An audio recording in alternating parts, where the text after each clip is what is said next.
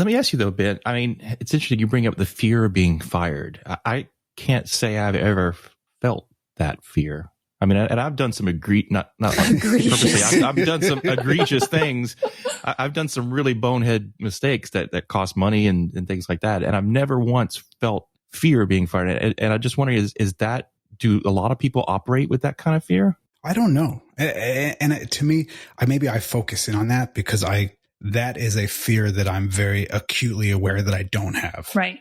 And see, I go at it kind of the opposite of fearing about being fired. I go, well, I'm going to do it. What's the worst that's going to happen? They're going to fire me. And I keep moving forward. I'm like, you know what? If I get fired for doing something that I feel is the right thing to do, I'm okay with that.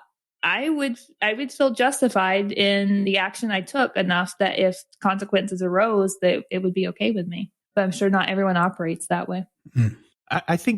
I'm sure there's a segment of people who do fear getting fired, right? That, are being punished. But I think my attitude is that I think a lot of people more are unclear of where their area of influence begins and ends, right? Mm-hmm. They're not sure. They're like, this is a great idea. I think this should be done. But I don't really know if I'm the one who's allowed to do it, or if I do this, will someone else say, well, you shouldn't do that because that's so-and-so's job.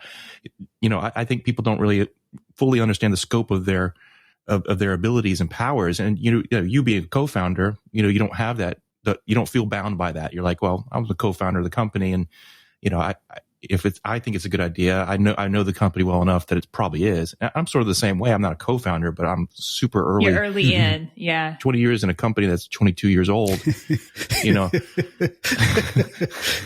I think you get some sway. Yeah, you get some sway. You've been around. You've done everything. You know where all the bodies are buried. So it's, I think that's maybe where people struggle is helping them understand.